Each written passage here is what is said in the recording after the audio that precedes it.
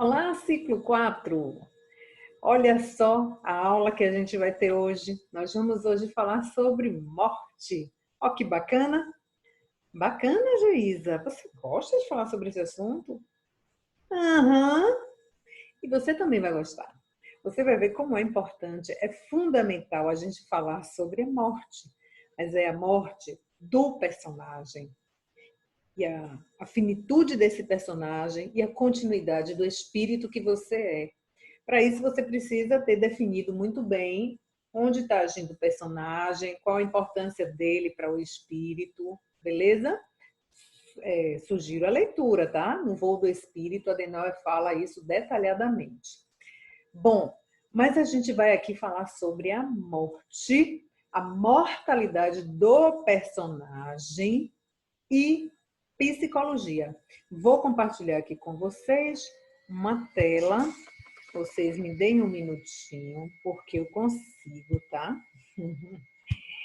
E vamos dar sequência aqui. Vamos lá. Beleza. Então, a gente vai falar sobre a mortalidade do personagem e a psicologia.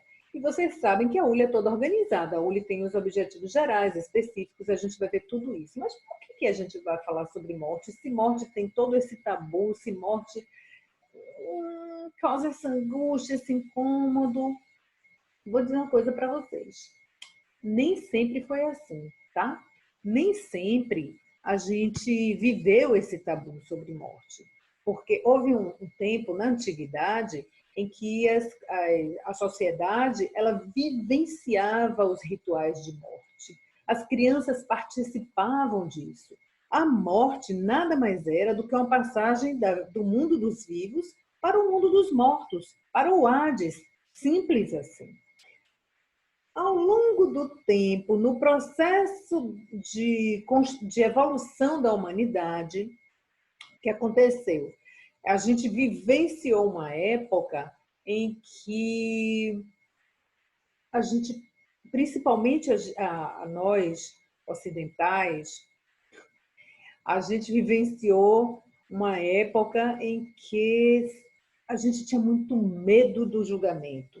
Então a gente achava que ia morrer, mas ia ser, ao chegar lá, sabe lá onde, que a gente seria julgado e de lá e sentenciado, né? Então de lá, depender do que tivéssemos feito aqui, iríamos para o céu ou para o inferno. O que acontece? Isso criou um clima, um padrão psíquico, um protocolo psíquico de culpas e de medos. Então a gente começa a desenvolver esse tabu pela morte.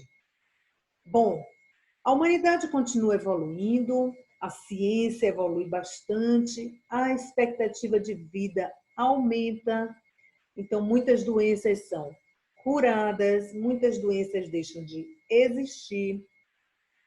Beleza. Só que aí o que acontece?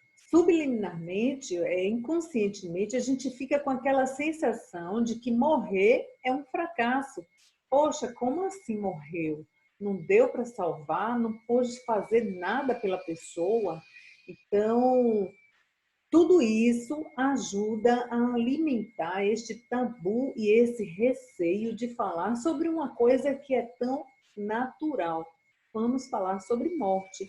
E aí a gente tem alguns, vamos ver os nossos objetivos. Os objetivos geral, vamos ver aqui o objetivo geral. Relacionar o saber da psicologia e o conhecimento espírita sobre a morte. Ok, então a gente vai ver de que forma a psicologia e o espiritismo podem contribuir para essa sua ideia de morte, para você ter uma vida melhor a partir dessa ideia de morte. Como é que a psicologia entra nisso aí?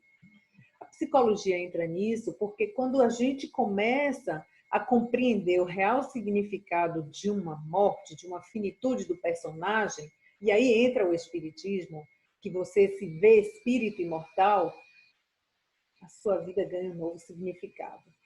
Então, é para isto que estamos aqui nesta aula hoje, para que você reconheça qual é o verdadeiro sentido e significado da sua vida. O sentido é o para que você acorda todos os dias de manhã, né? E qual é o valor disso.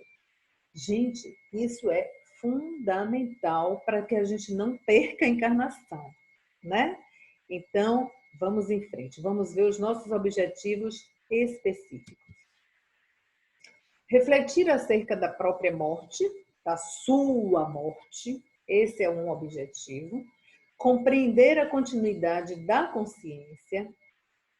A consciência, ela continua, você vai desencarnar, o personagem vai deixar de existir, o espírito segue levando a consciência, né? Levando a ideia de si, levando a sua individualidade.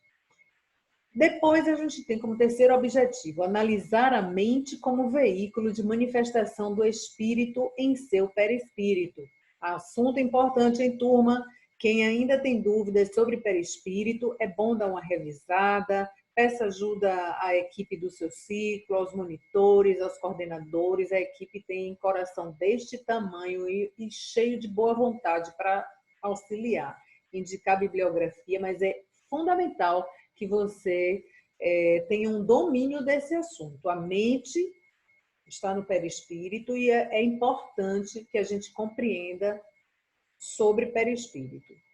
Refletir sobre a saudade e o desapego antecipados. Olha, esse daí é o aspecto chato da morte, né? Claro que tem um aspecto chato. E é esse daí, é a saudade que a gente deixa. E como é que a gente vai lidar com essa saudade? Trabalhando o desapego. A proposta é que você comece antecipadamente a se ver como seria o seu processo de morte, como seria o seu desencarne, seria dormindo, seria por uma doença, como seria, se veja, tente trazer isso para o seu imaginário, porque isso ajuda a você conformar as ideias, organizar as ideias. E o que fica? Como fica? Né? E eu me lembrei agora daquela música, é preciso amar as pessoas como se não houvesse amanhã. De fato, a gente vive cada dia a sua agonia, né? Então, a gente vive o que existe é o agora. Ontem já passou, amanhã ainda vem. O que você está vivendo é o agora. Qual é a qualidade que você dá para o agora da sua vida, a cada agora da sua vida que você vive? É fundamental. E, por fim, analisar o espírito em uma sociedade materialista. Bom, então, vamos lá? Vamos ver o próximo slide, que é aquele do primeiro objetivo específico, refletir acerca da própria morte. E olha aqui o slide que eu trago para vocês. Que tal? Vamos falar sobre a sua morte? Vamos falar um pouquinho sobre a sua morte? A nossa proposta, vou dar uma parada de compartilhar aqui, para a gente refletir. Por que é que a gente precisa falar sobre a sua morte? Eu preciso pensar sobre a minha morte, você sobre a sua morte. Porque é isso que vai nos ajudar psiquicamente a lidar com as nossas questões, não da morte, mas da vida, desta encarnação, deste personagem. Eu vou dar qualidade à minha encarnação a partir do momento que eu começo a conceber adequadamente, ter uma ideia adequada do que seja a finitude do personagem. Entendeu, gente? Isso é importantíssimo. Falar sobre a sua morte, pensar sobre a sua morte, diz respeito a qual a concepção que eu tenho da finitude do meu personagem. O que é isto? Né? Que a gente vê que ter uma concepção, ter uma percepção adequada, a gente também encontra o significado real da minha existência, do meu existir. Para que eu estou aqui? Né? Para que esse personagem está vivendo esta encarnação? Tem um filósofo, Sêneca. Sêneca diz o seguinte, deixa eu mexer isso aqui. Sêneca diz o seguinte, que é preciso naturalizar a morte falando sobre ela, refletindo sobre ela, pensando sobre ela. Por quê? Porque isso dá maior sentido à sua vida. Sêneca vai dizer assim, ó, que morrer dignamente é aproveitar bem a vida. Não naquele sentido hedonista, aproveitar bem é ir para a balada. Né? Faz parte. O lazer faz parte. Mas é saber viver. Isso é para o personagem. E para o espírito. Aí a importância agora da gente perceber a diferença. Falar sobre a morte é perceber a diferença entre espírito e personagem. Ok, o que é viver bem? É ir para a balada? E para a balada está fazendo bem para quem? Para o personagem. Beleza, é importante também, faz parte também o lazer, a diversão. Mas de que forma? E afinal, quais são mesmo os meus valores? Quando eu me vejo espírito imortal, os meus valores mudam. Eu já não sei mais nem se eu quero tanto assim ir para balada. Será que não é melhor eu aproveitar o tempo com algo mais útil para o espírito? Não sei. É por isso que estamos aqui para falar da sua. Essa reflexão é sua. É você quem vai fazer a dosagem da vida que você está levando para o personagem e para o espírito que você é, certo? Então, essa aqui é a proposta. Faça uma reflexão sobre a sua morte. Tenha uma proposta para o personagem. O personagem está a serviço do espírito, de algo maior, daquilo que veio, vive no personagem e seguirá adiante. Percebem? Então é algo muito maior. É preciso que eu tenha uma proposta para este personagem que está servindo ao espírito. Meu Senhor é o espírito que sou eu. Então, o que esse personagem, em que este personagem pode servir ao espírito que eu sou? Essa é a proposta de pensar sobre a sua morte. Você vê a finitude deste personagem. Então, de que forma você pode usar bem o personagem nesta encarnação? Aproveitar bastante. Sêneca também chama atenção para uma coisa: vale muito mais a qualidade do que a duração. De que forma nós estamos vivendo? Isso Sêneca traz, mas isso é óbvio para a gente, não é? A qualidade que a gente dá à vida que a gente vai levando, à encarnação que a gente vai levando. Não vamos jogar fora, não vamos desperdiçar a encarnação, vamos aproveitá-la, mas não no sentido do personagem, no sentido do espírito. Esse é o real, esse é o verdadeiro, esse permanece. Esse personagem vai viver experiências para integrar habilidades ao espírito. Ok, gente? Vamos ver agora a próxima tela. Pronto. Emmanuel Levinas é um filósofo.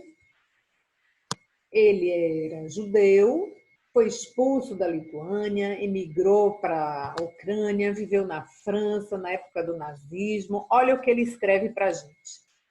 Ele diz assim: a existência dá medo, não em razão da morte, que poderia lhe pôr um termo, mas porque exclui a morte. Então, Levinas está trazendo para a gente uma reflexão que combina muito com o que Adenauer traz no livro Voo do Espírito. Olha o que Adenauer traz. Muito legal. Quando a pessoa lida com a ideia da morte como o momento ápice de uma experiência corporal, vive-a com mais determinação, coragem e de forma apaixonada. Esta é a proposta da aula sobre a mortalidade do personagem, né? E psicologia. É que a gente viva de forma apaixonada, é viver intensamente, é viver inteiro a nossa encarnação, é viver bem, é aproveitar, é dar qualidade à vida que a gente tem, né, gente? Isso é importantíssimo, é fundamental. É fundamental. E a gente, para aproveitar bem a encarnação, cadê, meu Deus, a tela? A Geisa aprende daqui para o final da aula, tá? é importante a gente experimentar a morte. Vamos pensar de como a gente encara a morte do outro também, porque isso faz parte do nosso processo. Encarando a morte do outro, a gente vê como é que se dá a nossa. Ai, meu Deus. Bom, a gente vai falar aqui de psicologia e espiritismo e a morte com isso. Como é isso mesmo, Geise? Onde é que a morte entra nisso? Aí a gente vai pensar agora como é que psiquicamente, como é que comportamentalmente também, e é a parte da psicologia, a gente lida com a morte. A morte nossa, a morte do outro. Vamos ver aqui um pouquinho do que traz. Ó, psicologia e espiritismo, eu trago alguns conceitos da psicologia e uno ao espírito e personagem, tá? Bom, então a gente vai falar um pouquinho rapidamente sobre perdas concretas e perdas simbólicas. O que são as perdas concretas e as perdas simbólicas? As perdas concretas é aquela perda de um ente querido, é quando desencarna alguém e você vai viver um luto por alguém que desencarnou. E as perdas simbólicas? As perdas simbólicas, elas dizem respeito àquelas perdas que a gente tem ao longo da nossa existência, as concretas também a gente tem, né? Mas são aquelas perdas assim, ó, por exemplo, a gente vivencia o luto pela perda do desenvolvimento. Por exemplo, a criança, quando ela sai da infância e entra na adolescência. Vocês não sabem como isso. Ah, sabem que vocês já foram adolescentes. Como isso é forte, né? Eu não sou mais criança, mas eu ainda não sou um adulto. Mas eu não tenho mais o colo da mãe, eu não tenho mais aquelas brincadeiras da infância. E como é vivenciar isso? A gente vivencia um luto. A gente vivencia lutos pelas perdas simbólicas referente a essa situação que eu falei, né? A perda do desenvolvimento. Quando a gente, por alguma razão, perde algum membro, precisa amputar, quando a gente tem que mutilar alguma parte do corpo por um adoecimento, né? A gente vivencia também as perdas, elas também são consideradas perdas simbólicas. Perda simbólica, ela é também quando você perde o emprego, é uma perda simbólica. Quando você perda simbólica, quando você se divorcia, quando no final de um relacionamento, não necessariamente um divórcio, mas o final dos relacionamentos, isso também é perda simbólica, isso também afeta o nosso psíquico, né? O nosso estado psicológico, o nosso estado emocional. A psicologia se ocupa muito desses momentos de perdas das mais diversas. Essas perdas concretas, simbólicas, perda da função motora, perda casa, tem perdas interessantes que são festivas. Por exemplo, o casamento, uma formatura. A gente também vivencia um luto, embora seja um momento de comemoração. Olha que interessante. Por quê? Porque você, emocionalmente, psicologicamente também, você vivencia uma mudança. Pronto, cheguei na palavra que eu queria. É por isso que eu estou trazendo perdas concretas e perdas simbólicas, pelas mudanças que elas trazem para a vida da gente. E como é que a gente vivencia essas mudanças, as mais distintas? Cada um tem a sua forma. Cada um tem o seu jeito de encarar as diversas perdas que vivencia na vida. Então, o casamento, uma formatura, embora seja um momento de comemoração, de celebração, de alegria, emocionalmente, a gente está deixando para trás a vida de estudante, no caso da formatura, a gente está deixando para trás a vida de solteiro, no caso do casamento, por mais que se deseje, mas a gente passa aquela fase da mudança. E essa fase da mudança, nesta fase de mudança, é comum que o personagem vivencie certos medos, certas instabilidades, certa insegurança, tudo isso a gente vivencia por conta dessas pequenas mortes. E na morte, na perda concreta, A gente costuma vivenciar isso de uma forma mais significativa. E o personagem e o espírito no meio disso tudo? Pois é, como é que a gente vivencia isso? Isso vai depender de cada um. O personagem, ele é constituído pelo que ele já traz, né? Pela genética dele também, isso influencia. Lembrando que está ali, ó, personagem e espírito, a gente distingue apenas didaticamente, mas ambos estão vivendo nesta simbiose enquanto estamos encarnados, né?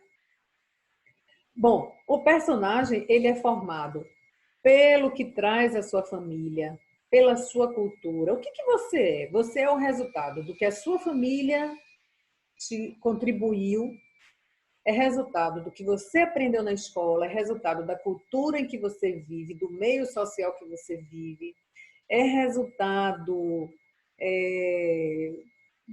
das diversas influências de mídia, televisiva, né?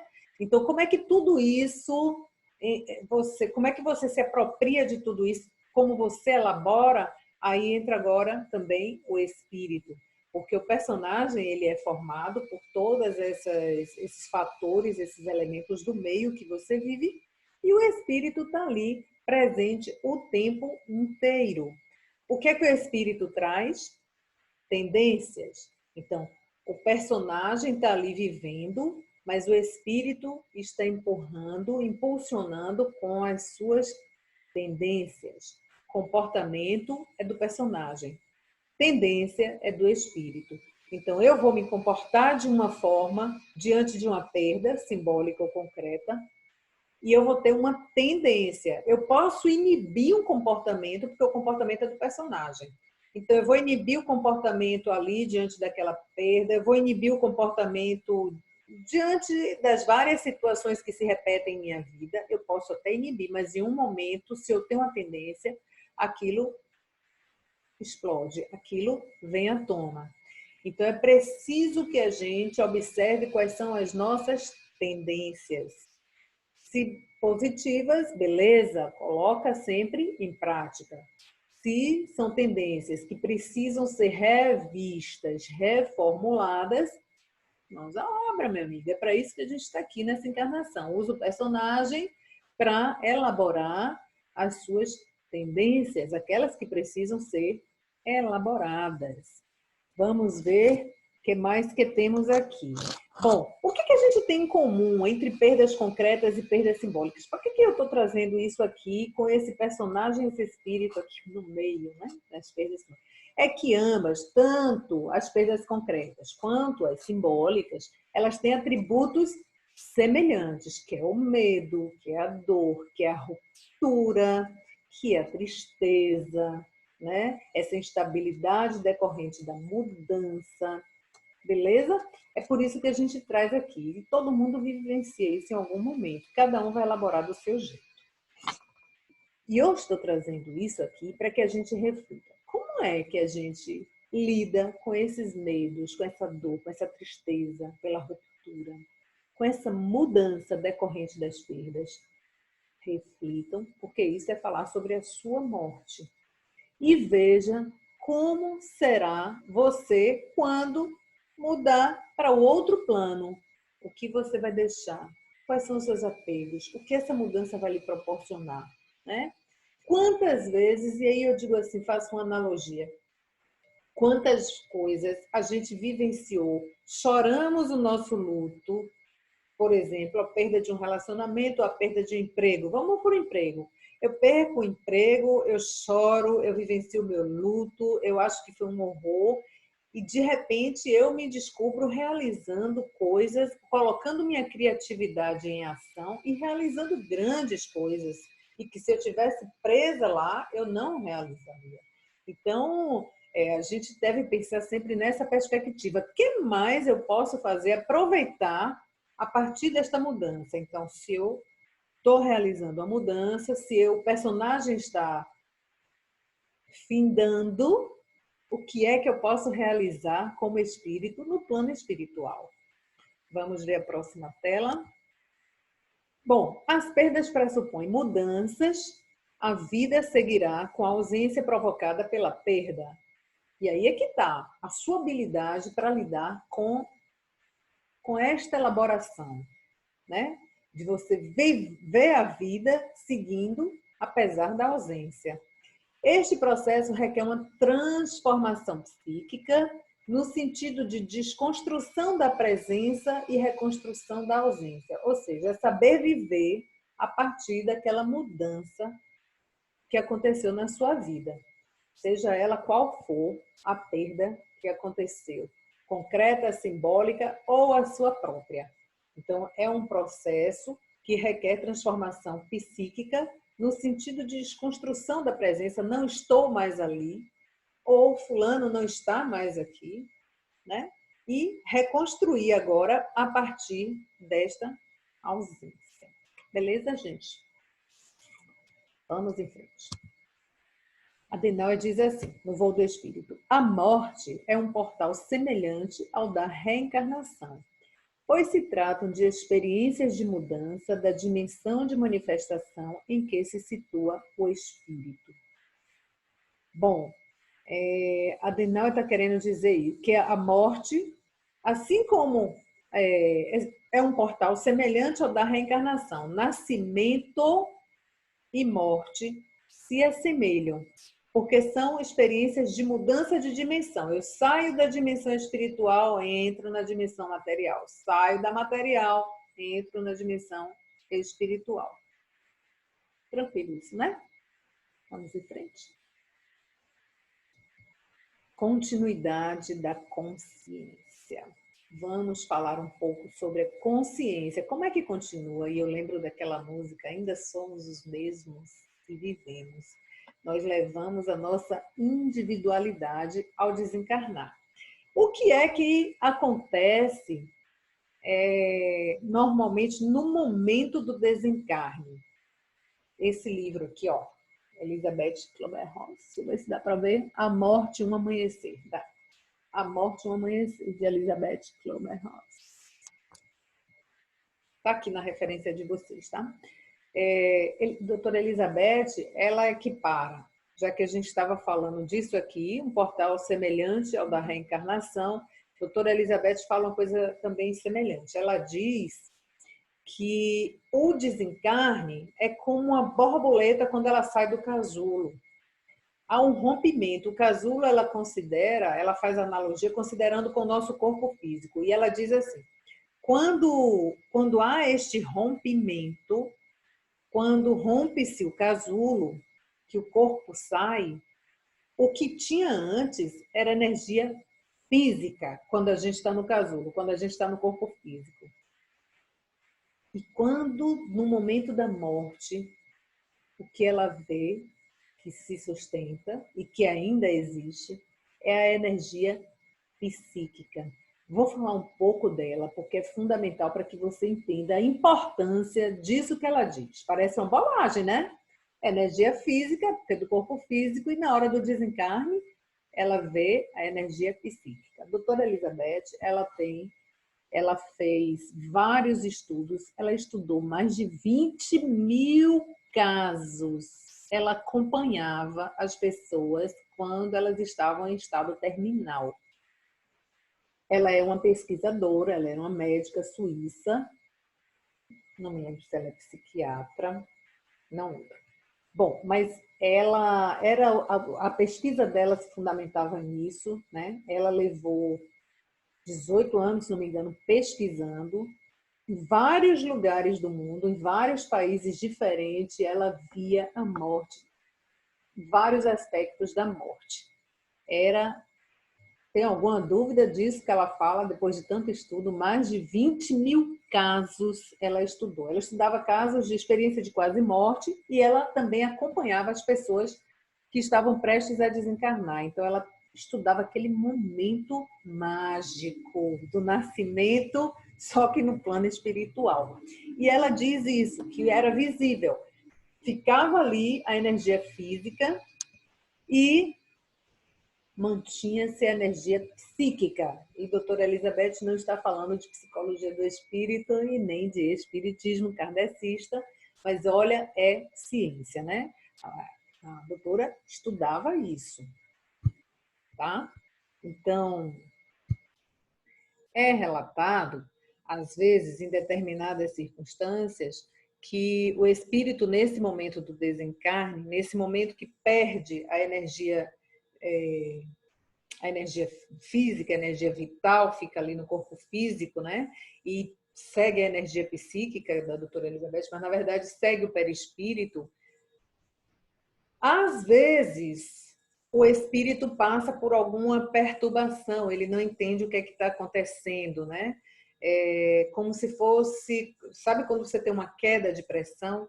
É como se você baixasse um pouco a sua pressão e aí você passa por esse momento de perturbação. Mas a consciência, a sua individualidade vai com você. Em algum momento você tem este clique, né? Você pode até entorpecer o sentido um pouquinho, porque você teve a perda de fluido vital, mas você segue, logo depois você recupera.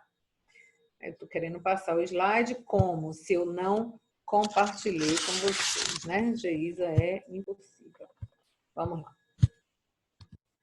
Quem sou após a morte do personagem? Bom, se eu estou dizendo que a gente mantém a consciência, então, se Geisa desencarnou, eu estou dizendo que Geisa, o personagem, desencarna aqui, mas mantém a consciência. Então, quem eu sou quando eu desencarno? Deixa eu ver qual é o próximo. Tá. Quem eu sou quando eu desencarno? Aqui o personagem Geisa é mãe, é filha, é irmã, é colega, é amiga de vocês e tal. Geisa desencarna. Chega no plano espiritual. E aí, quem eu sou? Será que eu sou a Geisa? Pode ser. Posso manter comigo todas as características desse personagem aqui, né?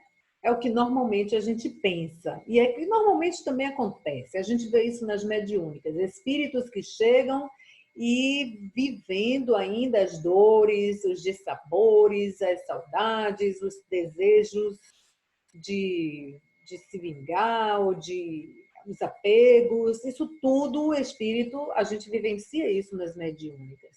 Mas eu queria que vocês refletissem uma coisa. Vamos pensar o seguinte.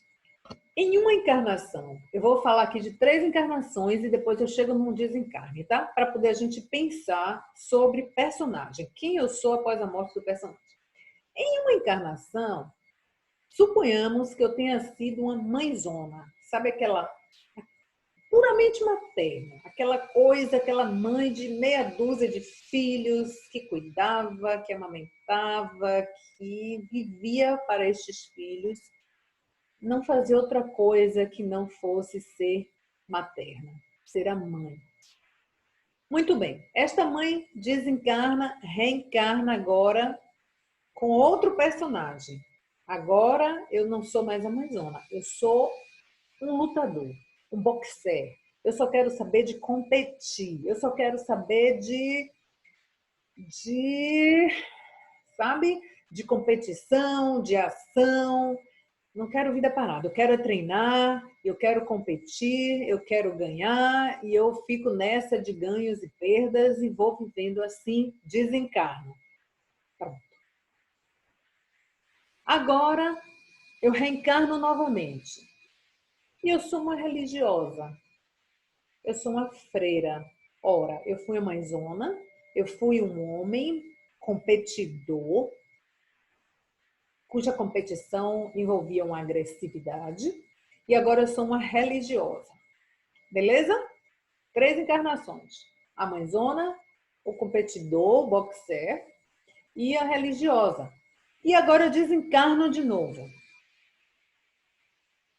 Estou lá, no plano espiritual. Quem você acha que eu sou? A religiosa, porque foi o último personagem? Pode ser. Mas pense comigo. No momento que eu desencarno, que eu chego no plano espiritual, vocês vão estudar muito o plano espiritual no ciclo 5. Aguardem, que o ciclo 5 é fantástico. Vocês vão estudar que no ciclo 5 que o mundo espiritual tem sociedades organizadas, que você tem uma vida lá no plano espiritual, uma vida comum. Ora, chegando no plano espiritual, além de você ter essa possibilidade de viver uma vida comum, de trabalhar, de estudar, você também vai encontrar pessoas. Vai encontrar pessoas antigas que você já se relacionou em outras encarnações, pode encontrar pessoas novas, construir novos relacionamentos. Concordam comigo? Então, quem você é, né? Se eu falei antes que hoje este personagem é resultado da contribuição da minha família, da minha cultura, da sociedade que eu vivo, do que eu estudei na escola, de tudo isso, da ULI, das pessoas lá do Centro Espírita Harmonia. E quando eu desencarno, que eu estou em outro ambiente, que eu estou com outras pessoas, o que vocês acham? Quem sou após a morte do personagem? Gente, eu construo um novo personagem. Eu posso construir um novo personagem. Essa ideia nos ajuda, inclusive, para nós direcionarmos um diálogo durante a mediúnica. Então, durante a mediúnica, que você tem lá o espírito comunicante, você tem o que dá a comunicação pelo médium, através de um médium, e você tem um esclarecedor, o dialogador ali, né? Que a gente também chama de doutrinador. Que tal você tirar aquele espírito daquela monoideia, daquela ideia de que eu quero me vingar, porque eu quero voltar, porque minha mulher, porque meu filho, porque não sei o quê, porque... Dizer assim, cara, você pode construir um novo personagem, você está numa nova vida, está no plano espiritual, olha para você, né? Então a gente pode. Agora, é claro, eu vou apresentar características de um personagem do outro. Eu posso trazer elementos da mãezona, eu posso trazer elementos do boxé, eu posso trazer elementos da religiosa e posso construir novos elementos. Beleza? Então vamos em frente. Fácil, né? Perceberam que dá para você ser um outro personagem quando desencarna? Não preciso ser a mesma, Geisa. Ah, Geisa, e como ficam as nossas relações? Sim, como é que ficam os meus filhos que eu vou deixar aqui?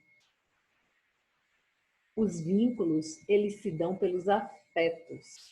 Então, quanto melhor nos relacionamos, quando temos afeto, quando esse afeto é forte, a gente se conecta entre as dimensões, a gente se reencontra, porque um espírito vai procurar o outro conforme os afetos que a gente constrói aqui. É preciso amar as pessoas como se não houvesse amanhã. E de novo vem essa história dessa dedicação, né? Desse amor. Às vezes, olha como é importante falar sobre morte. Às vezes a gente está brigando com filho, com marido, com irmão, com mãe, com pai. E você diz, meu Deus, caramba, daqui a pouco tá eu indo embora ou tá o outro indo embora e eu não tive tempo de fortalecer este afeto, né? Então, vamos prestar atenção às nossas relações, vamos ver se vale a pena mesmo gastar tempo da encarnação brigando por aquilo. Se você acha que vale a pena, ok, mas reflita direitinho, né? Reflita direitinho para que a gente não jogue tempo fora, tempo do personagem, porque o espírito não tem tempo. O espírito tem todo o tempo do mundo, é nosso. Mas e o personagem? Que é aqui, com esse personagem que a gente vai fortalecendo os nossos afetos. Vamos em frente. Adenauer diz assim: seus atos são consequências de seu estado psíquico, que, por sua vez, é reflexo de suas tendências, cujo julgamento moral tão somente determina predisposições. Está lá também no voo do espírito. Seus atos são consequências do seu estado psíquico. E o seu estado psíquico é reflexo de suas tendências. Tendências é do espírito, cujo julgamento moral tão somente determina predisposições.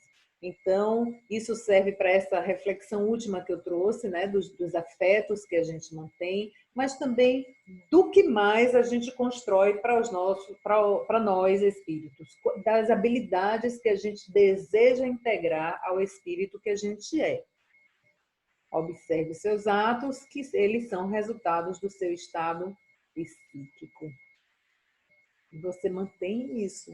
Isso tem a ver com aqui, com a consciência, a continuidade da consciência, tá? Vamos em frente. Kardec traz. Espera aí que vocês não estão vendo, mas eu estou vendo que a câmera está bem aqui em frente. Kardec traz assim. Qualquer que seja a ideia que se faça dos espíritos, eu cortei, tá, gente? Para poder o slide não ficar grande. Dá uma olhadinha lá no livro dos médiuns. Qualquer que seja a ideia que se faça dos espíritos, esta ideia é fundamentada na existência de um princípio inteligente além da matéria. Então, esse princípio inteligente existe e está além da matéria. A matéria deixa de existir, o princípio inteligente segue. Tomamos, portanto, como ponto de partida a existência, sobrevivência e individualidade da alma. Ela existe, o espírito existe, sobrevive à matéria e preserva a sua individualidade, a sua consciência. Volta a câmera para cima que eu leio de baixo agora. 2. Os espíritos. O espírito ele tem uma natureza diferente do corpo, da do corpo, né? Porque uma vez separada do corpo, ela não tem a alma, porque depois ele fala em alma. Ela não tem mais as suas propriedades. Ora, espírito e matéria são propriedades distintas. Goza da consciência de si mesma, uma vez que lhe atribui, é a alma, tá? Que ele está falando. Goza da consciência de si mesma, uma vez que se lhe atribui alegria ou sofrimento. De outra forma, seria um ser inerte, e para nós seria como não a ter. Então, é um nada, um ser inerte, como se não existisse a alma. E a alma existe, sobrevive à matéria e mantém a sua individualidade. Está lá no livro dos médiuns. E goza da consciência.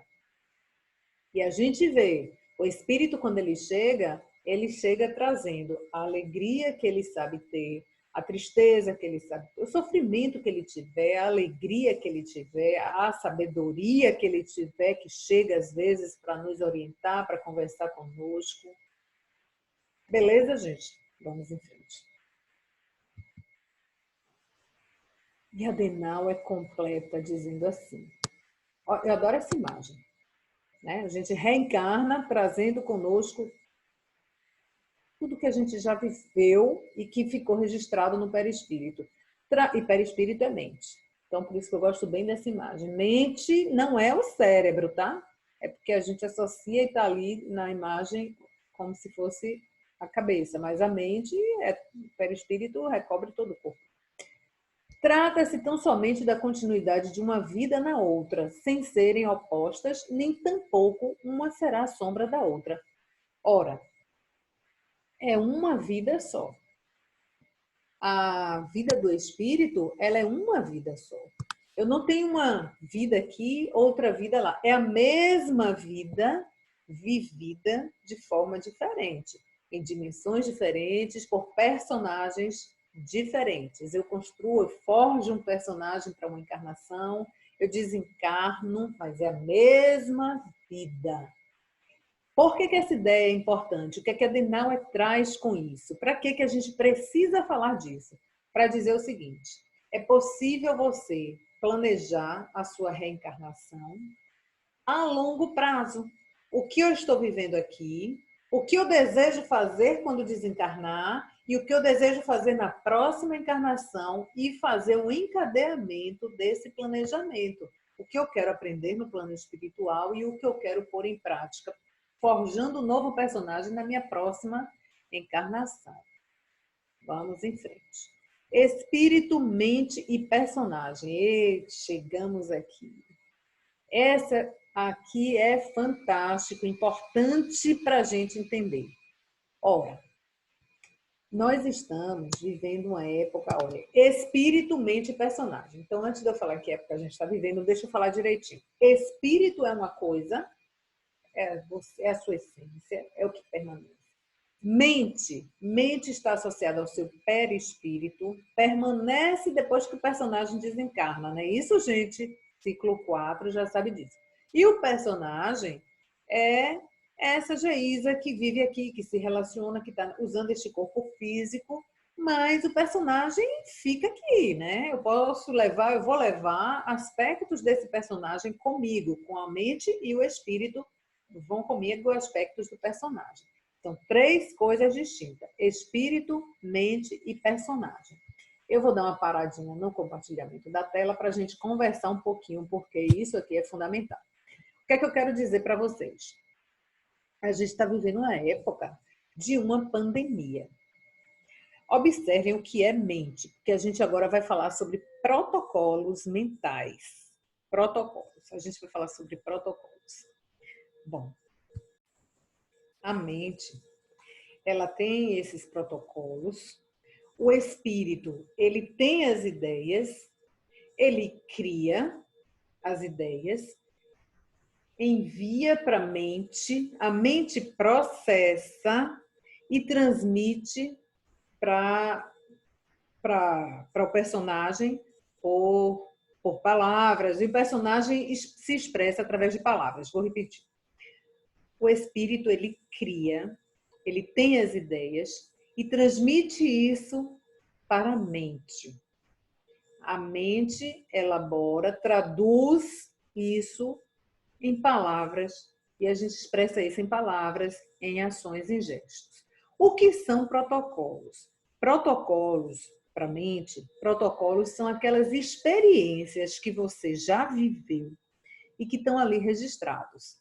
Então, esses protocolos dizem respeito às experiências que você já viveu e já integrou. Então, são experiências vividas, elas formam protocolos. Vou falar um negócio para vocês. A gente está vivendo uma época de pandemia, não é isso? Estamos numa pandemia, daí essa aula está sendo gravada assim e tal. O que acontece? Eu vivenciei uma conversa entre um casal, ambos da área da saúde. E um dizia assim, o marido dizia para a esposa assim: você não usou máscara. E ela: mas eu levei comigo. Aí ficou naquela discussãozinha boba. Levou, mas não usou. Usei, mas depois tirei. Mas depois tirou, mas não devia ter tirado. Tá? E aí eu estava observando e conversei com eles o seguinte, que eu vou compartilhar aqui com vocês. A conversa do casal, que eu me metendo dedo na conversa do casal, né? O que é que acontece? O que é que aconteceu ali? Ora, são pessoas da área de saúde. Eles bem sabem, cognitivamente, eles sabem que há um risco, como se preservar, o que deve ser feito, as consequências se não fizer. Todos nós, não somente eles não, todos nós sabemos. Por que a gente negligencia? Por que a gente, às vezes, parece que não acredita? Parece que a coisa está meio solta. Eu vou dizer, é aí que estão agora os protocolos. O que é que acontece? Nós não temos, não vivemos, não vivenciamos esta experiência antes. Não tivemos essa experiência antes.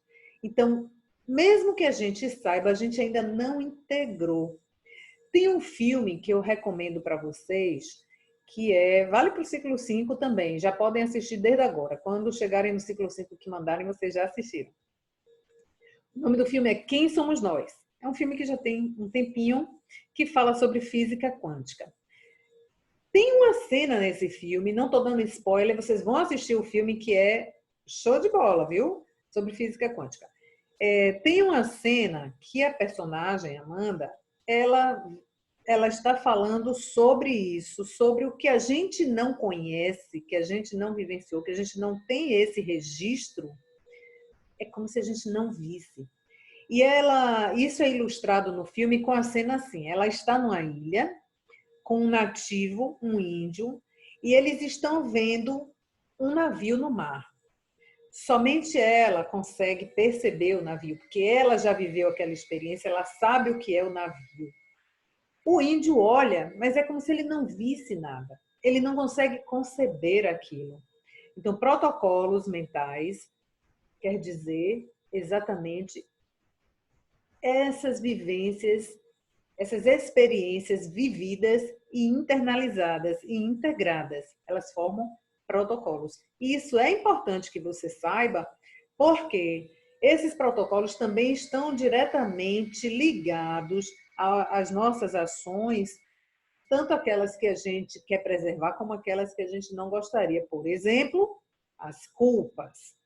Então, para o nosso processo reencarnatório, é importante a gente ter isso bem claro, né? O que é que eu quero, o que é que eu estou levando. Eu preciso mudar alguns padrões mentais, alguns protocolos mentais, para que eu não viaje, para que eu não siga com essa ideia de culpa. Então, de causalidade, de que eu tenho que pagar por aquilo que eu fiz. Eu posso aprender e não necessariamente ter que sofrer, porque o processo reencarnatório é um processo de aprendizado. Não é para isso que a gente reencarna, a reencarnação é uma grande escola. Então, estamos aqui para aprender. Se eu aprendo, eu preciso sofrer? Não necessariamente. Quem traz uma história muito interessante para que a gente entenda isso é André Luiz, né? Evolução em Dois Mundos, não. Esqueci o nome do livro. Mas André Luiz, ele traz uma história de uma pessoa que é homicida, ele matou alguém aqui e ele desencarna. Desperta em nosso lar. E ele acha estranho. Por que eu estou aqui no nosso lar? Eu não deveria estar aqui. Eu matei uma pessoa. Eu não deveria estar aqui. E os instrutores explicam para ele que ele não precisa sofrer, não precisa estar em um lugar diferente, porque ele sabe o que ele fez e ele assume a responsabilidade pelo que ele fez e ele é capaz de fazer diferente, de recuperar de refazer, de fazer diferente. Ele não traz culpa. Então, ele sabe que o que ele tem que fazer, o que ele precisa fazer, né?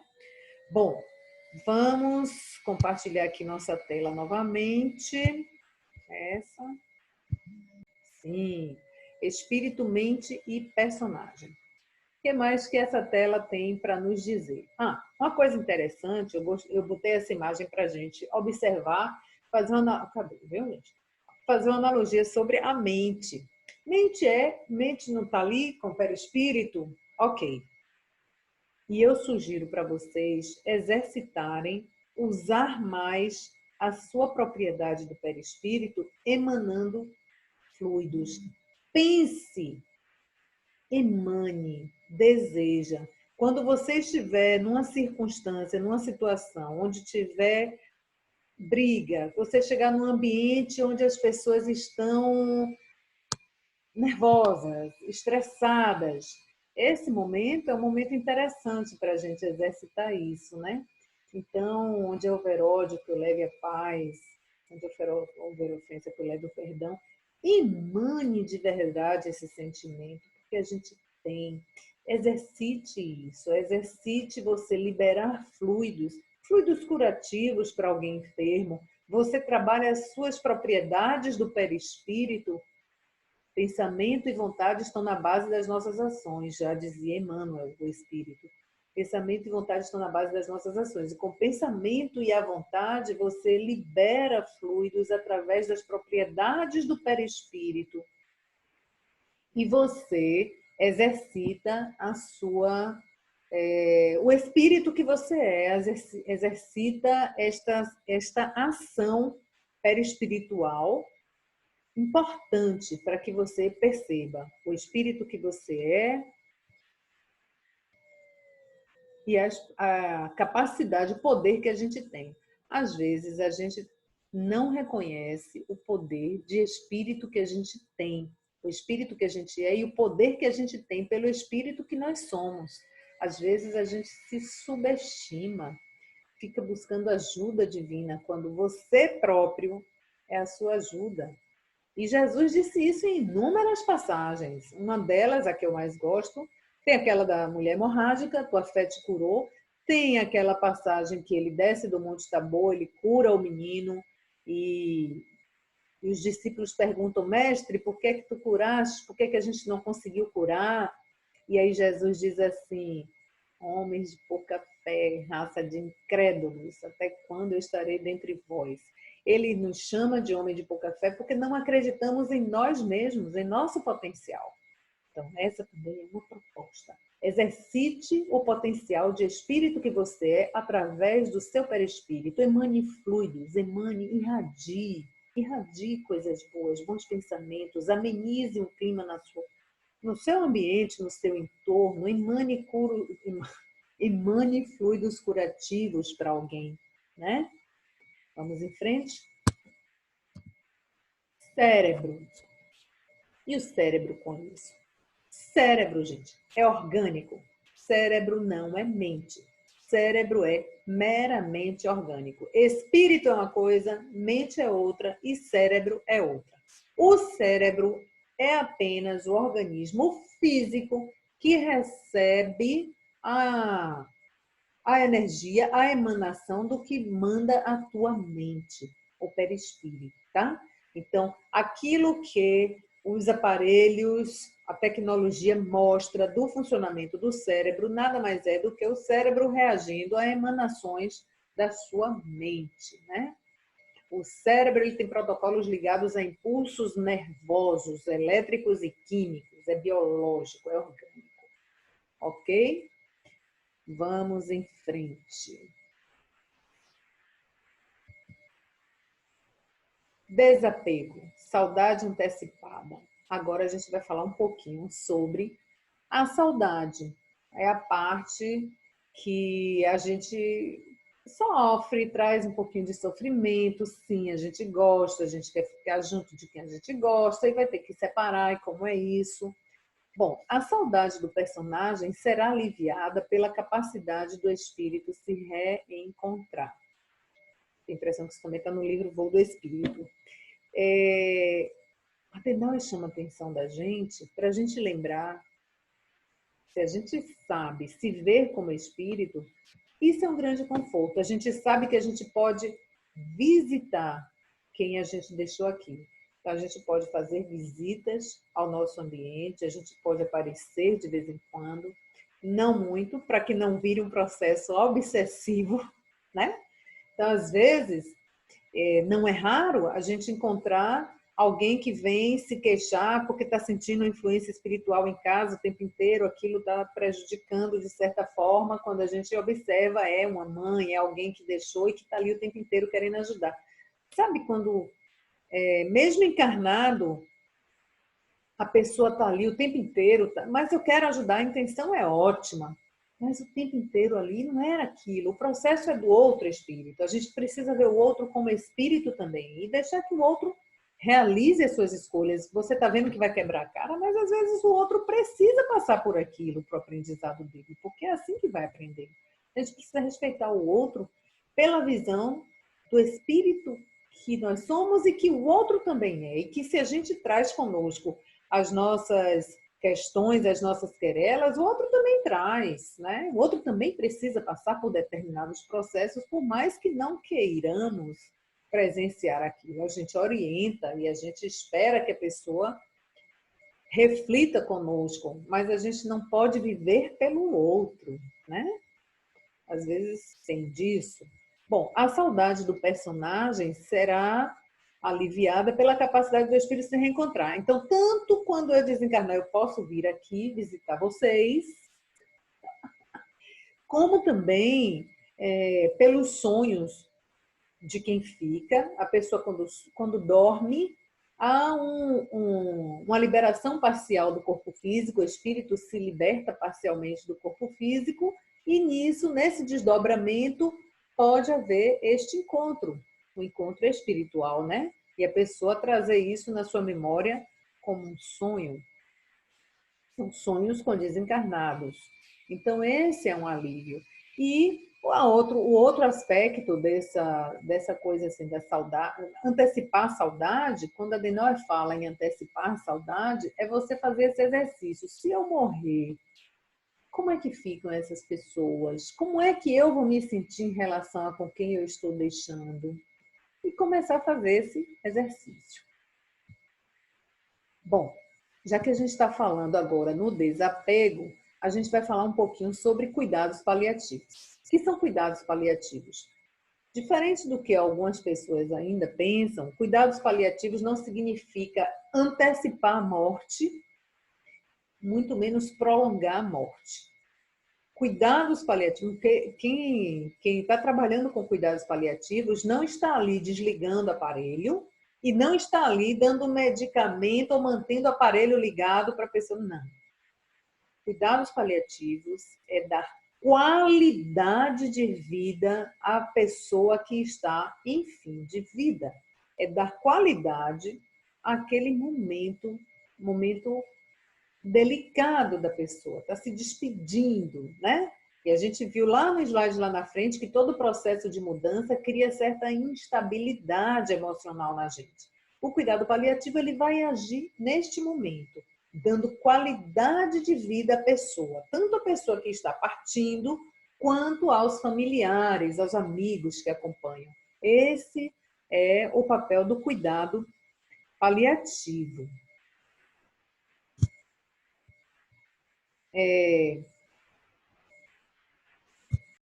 A doutora Elizabeth, ela vai falar de 5 fases que a pessoa passa quando está nesse momento difícil. Essas fases, elas não necessariamente seguem a ordem que eu vou falar, né? Elas também alternam a ordem. Quais são as fases? Ela tem a fase da negação. Primeiro a pessoa nega. A gente tem que viver isso agora, nessa época da pandemia também. A gente passou pela fase da negação. É aquela fase que você não acredita que aquilo está acontecendo, que ainda pode ser revertido.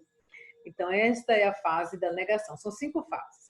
A fase da negação, a fase da raiva, fica com raiva, por que isso está acontecendo comigo? Está muito ligada à não aceitação, que é a negação, né?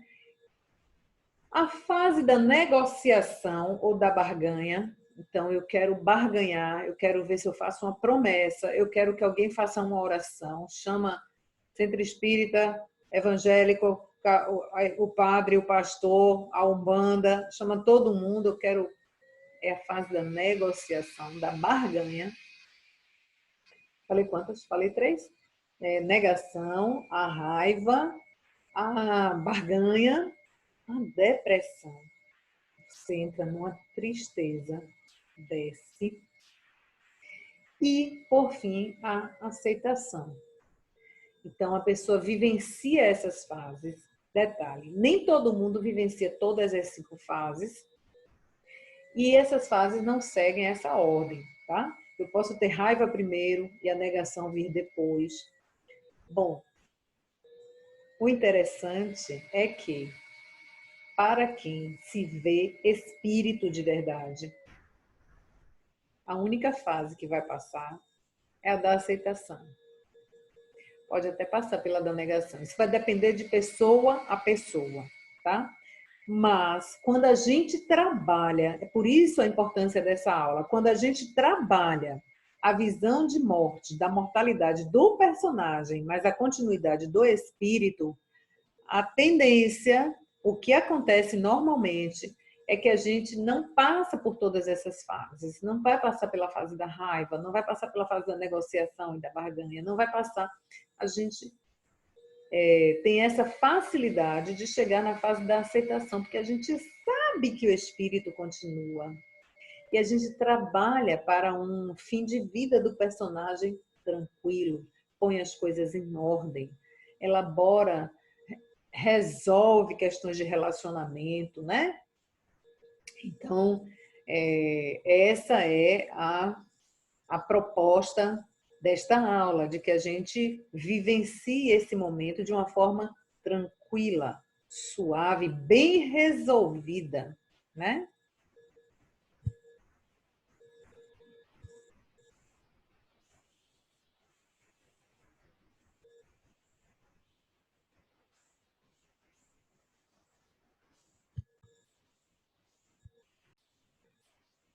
Então, gente, passando aqui. Aqui, ó. Eu trouxe a saudade após a morte do personagem. Vivenciar esse momento, quando a gente tem essa noção da mortalidade, da finitude do personagem, a gente deu qualidade a esse personagem e aí esse momento ele é mais tranquilo. O momento da saudade também ele é mais suave, ele é suavizado pela visão que a gente tem do que o outro também é espírito. Isto é libertador. Você vê que o seu filho, que a sua filha, que o seu marido, que seu pai, que sua mãe são espíritos. As pessoas, seus afetos, eles são espíritos. E a vida continua, né? E a vida continua, eu acho que é o livro da história que eu falei do André Luiz. A vida continua. Vamos em frente. Bom, e agora? A vida material. Como é isso mesmo? Sendo espírito numa sociedade materialista.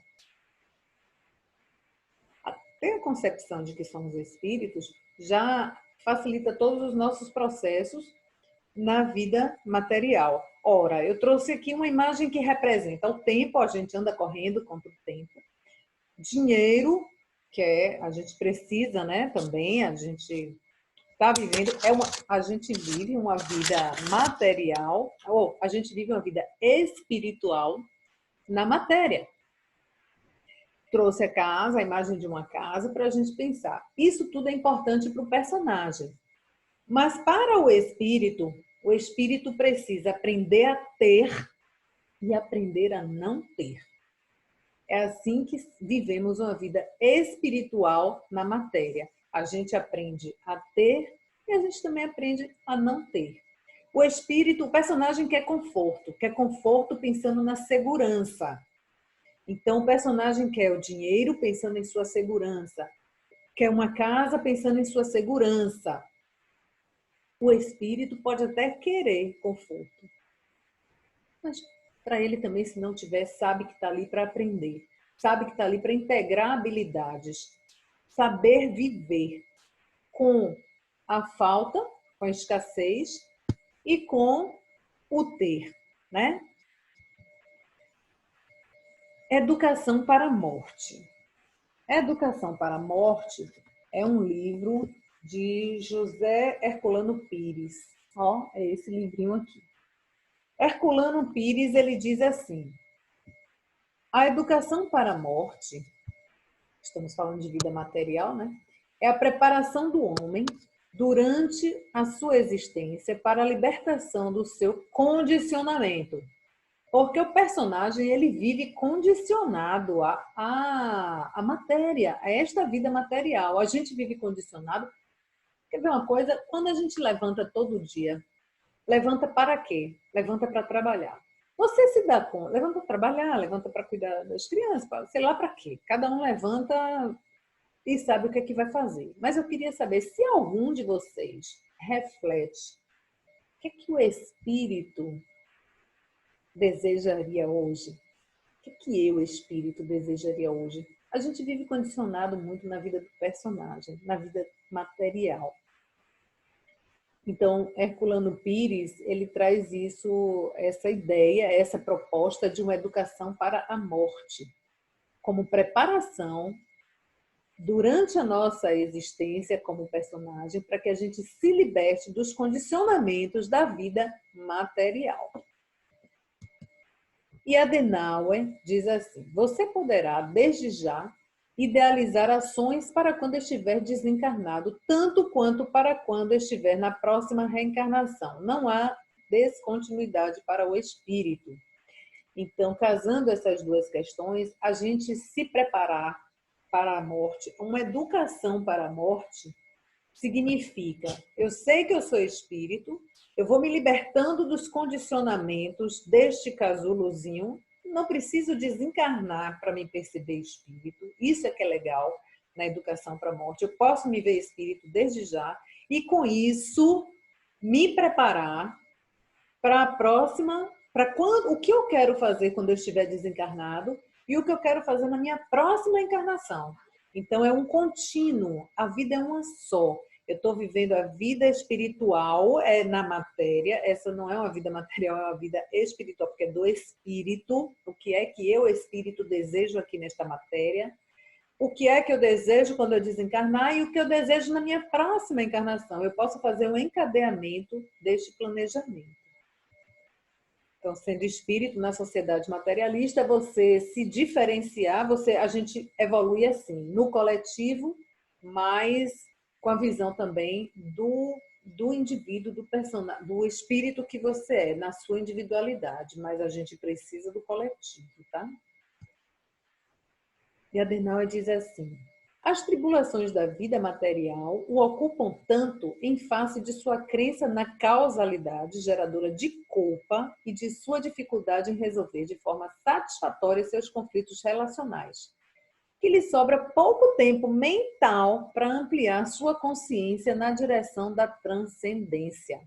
Então, vivemos essa vida aqui material com essa questão de culpa, pensando tô sofrendo porque é isso mesmo, eu tô como Deus quer, eu tô aqui porque eu tenho que pagar, alguma coisa eu fiz. A gente não muda o nosso protocolo mental, a gente não muda o nosso padrão psíquico e a gente vive preso, a culpa paralisa, né? Isso é um atraso para a evolução do espírito, que está deixando de integrar habilidades, que está deixando de transcender.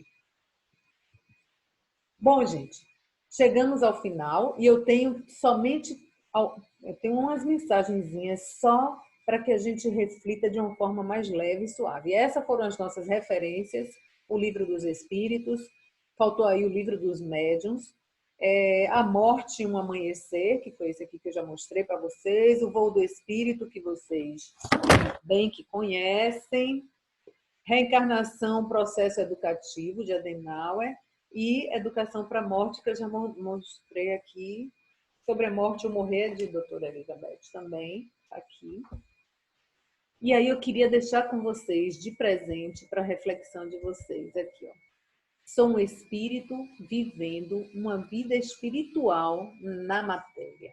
Pensem isso, vocês não estão vivendo uma vida material puramente. Isso quem pensa é o personagem, né?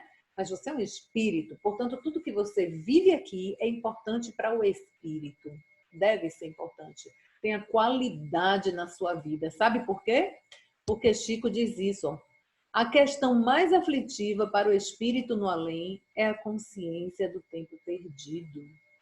Então aproveitem, deem qualidade à encarnação de vocês, deem qualidade à vida do personagem, o personagem como aquele que serve ao espírito que você é.